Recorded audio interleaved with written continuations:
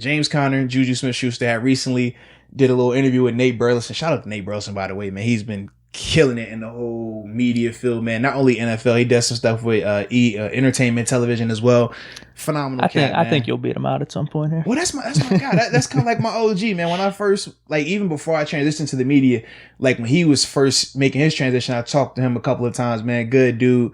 We actually paired together doing some nonprofit stuff, and then from there it's always like, all right, let me see how you moving, and I'm just following, learning from him. So major respect to him, man. You'll learn from him and then take over. Well, I appreciate that. You know what I'm saying? But it doesn't have to be like that, but I could see it happen. I just like that we're all gonna make it at the same time. All right, we'll be I'm happy good with together. That. Kumbaya. Yeah, I'm good with that too.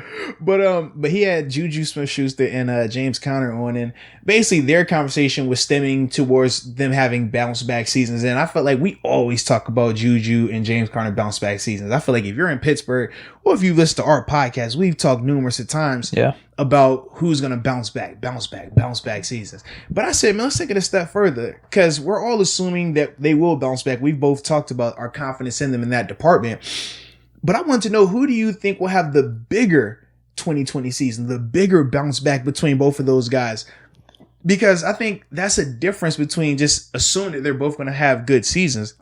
Who's going to be the better one? And when I think of that, I was thinking, okay, Deke's eyeball test. That's one part of it. It is. I said a statistical element. I think that's another part around of it. To it. Yeah, I'm saying, like, what would Deke? It doesn't have to be my eyeball test. It could be your eyeball test. I just like yours better, though. So I was like, eyeball test from a statistical standpoint, and then just the overall, the impact that they're having on the game. So those are the three things I was kind of, all right, I like this. And I guess, I'll let you go first, because I feel like I was about to go on a rant. Oh, okay. I've already felt like I didn't rapped about this no seatbelt mask thing. We ain't going back down there though. So yeah, we let you go first, man. Okay, who is going to have the bigger 2020? Which is needed. Yeah, all that plays into it, man. Absolutely. It's gonna be James Conner, dude. Okay. Because he's gonna be the one out on the field. Now, we talked about this with the whole running back room. What is better for the Steelers long term? Mm-hmm. What's better for their offense? What's better just for the running backs in general? Yeah. We had that conversation.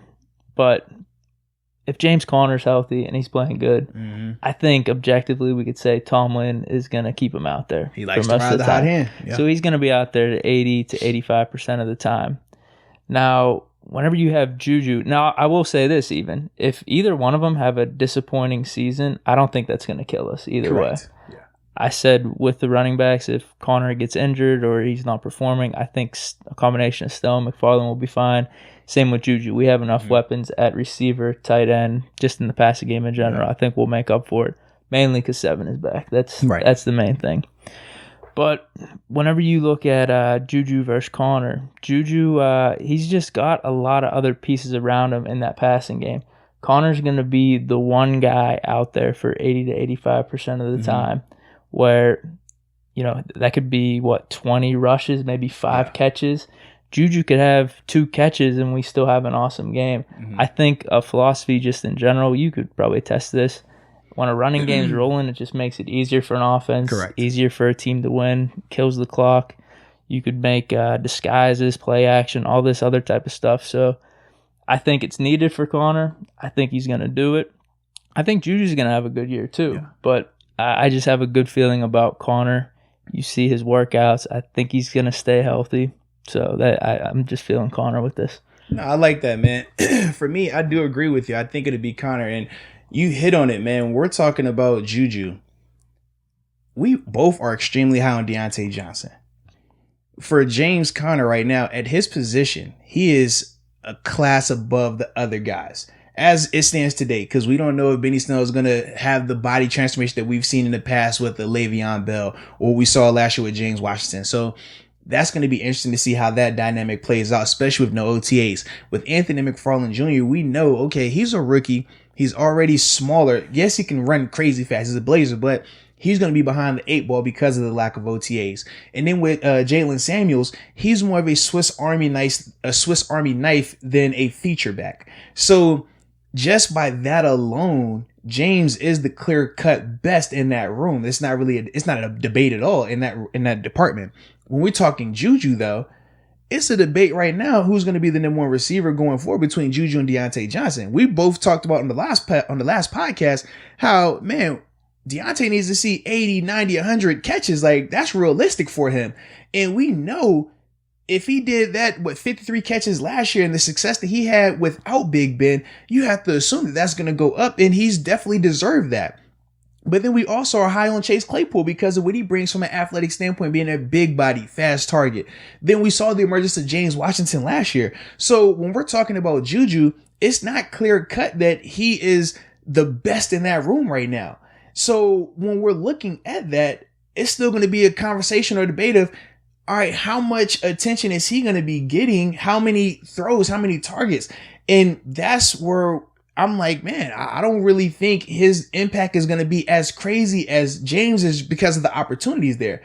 I think when we're looking at James, the amount of quantity that he's going to have just by just being out there, like you said, man, the rushes, the catches, like he's going to get a ton of opportunities. So even if his impact isn't felt on a singular play, I think the accumulation of that over 16 games is going to be a nice body of work. And it's going to be something that we can say we felt every game. Whereas if JuJu, you hit on it.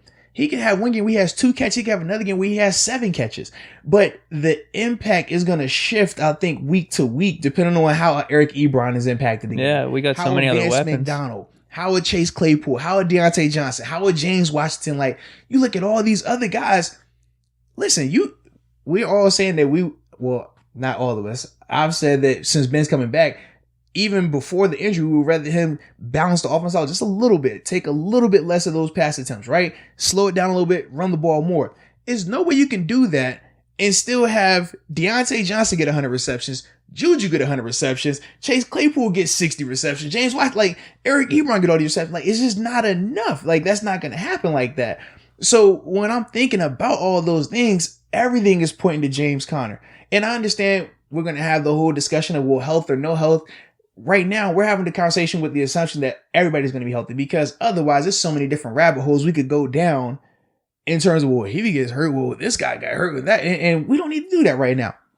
But in that regard, man, I definitely think James is the guy. And I don't want to say it's going to be a large margin, but I do think it would be a comfortable margin in terms of, okay, it's comfortable that, hey, this guy was better this season. He had the bigger impact this season.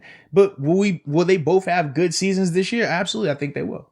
No, I definitely think so. Now, I was looking back when Conner was healthy, that 2018 season. Yeah. And he had a really good year, actually. Yeah, I think that was a really underrated year. I was looking at those Pro stats Bowl. and everything. Yeah. The games he played bad, or I'm going to throw the Oakland game in here too, Okay. where he was completely out and our running game was terrible. Yeah. We went 1-4. Mm-hmm. Games he played pretty well to really good, we went, I think it was like 8-1 or 9-1. That was on that season. Yeah, that was that season right there. Even though now right. I could bring up certain games. One of those 1-4 games that we went bad was whenever Ben let us back in the Jacksonville game. Kind of just put the team on our back, and he just had to do what he did or do what he does. You know what I mean? I forgot, how did that game get to that point? I can't remember, but I just second half. With the team, how did it even get there? Leading us to victory. That's just that's just what he does. But then some of the other, like the Kansas City game, I think we should have won too. Conner had a bad game there, but just in general, that's just. But then it was a slow start that game too, though. Didn't the Chiefs jump out to a big we had early? to throw a ton. But just in general, I think that plays into the point of, all right, running game's good. You have a great quarterback with you. The offense is going to be rolling when that happens. You know what I mean? I like that. It is funny though with stats. You could use them to back any argument you want or tear down, because you went to 2018 and you talked about James Conner on the field, the amount of wins and losses, James Conner off the field. This past season, it was flip-flop.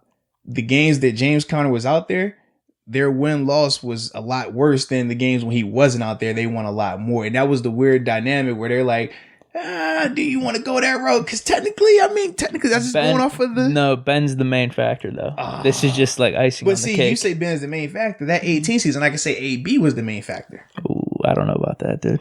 What? The main factor? We could say co-main factors. I won't argue there, but... Okay, co-main factors. Nah, I'm good with that. Either way, we could say that. He was a large portion of that. Okay, we can say that. Yeah. I just think if Ben was healthy last year, we'd be singing a different tune with how the offense was playing. We're gonna get our chance this year. Well, but here's the thing. I don't want to hear you saying like Deontay took the step up. He's better than what he was his rookie year. He is better. I know. I'm not putting him in AB's category though. Unless if he goes out there and show me AB stuff, then that's different. But until then, I'm not about to go there. Okay, so if the offense is lights out, like I'm predicting this year, you won't have any like excuses or anything. Just Ben's back, and this was the factor. I'm sure. Let's do it. Okay. Yeah. And if the offense doesn't look good, we can say it's because Ben was back then. Deal? I don't want to hear this guy dropped the ball, like the old line wasn't protected. I don't want to hear none of that either. Then, if you're gonna solely put it on Ben, put it on him both ways. That's all I'm saying. You want me to say that stuff though? No, because it's fun. No.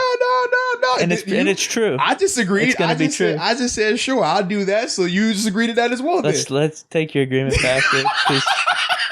I can't in good faith do that. I can't. See, I don't because if I see it one way, I'm gonna call it like I see it. See, for me, I don't mind giving Ben all the praise in that regard, as long as it's going to be reciprocated if he doesn't do well, or if the offense doesn't do well as a whole. Because I understand the team concept. The offense, we got to see. Yeah, but you were just quick to say, man, hey, if the offense is rolling, it looks good. That's because of Ben. Quarterback's a big position. All right, man. cool. Yeah. Bigger than every position on the field. It is. You know what? Hey, that's why they're getting paid that way. We'll get it both ways. That's all I'm saying. Well, all right. Why are you even nervous? I'm banking on the offense looking good. This is going to be an amazing season for the offense. Yeah. Fine. I just don't even think you're gonna hold me to it. To be honest with you, I'm not because that'll hurt you too much, man. I already know that, bro. It's all good. Cause see, for you, I feel like it hits different. For me, I'm like, I want them to do great. Period. You are going to have the credit. I don't really care. But for you, I mean, we saw this even with the CML. If when Seven was having some rough games in the CML, the Corona Madden League, for those who don't know what we're talking about, I can see how just the video game portion of it was affecting you. When he had 3 picks. God, he had 4 picks this game, 2 pick sixes. Like, you were crushed. I'm like, for me, it ain't that deep. But like, it's different. Like how you view Ben. Like, I'm not going to be a jackass. Connor has 150 yards on the ground and 2 touchdowns, and Ben throws for 200 yards. I'm not going to say, oh, Ben won us the game here. You just said the Jacksonville game you wanted. He did come back and win it for us. Yeah, but how did we get there? Jalen Ramsey. Oh, that was foggy, dude. JuJu made the crazy catch. It's just foggy. That was a good pass. See, that's like what I'm saying. It's both. Both. The defense was crazy. It's cool, bro.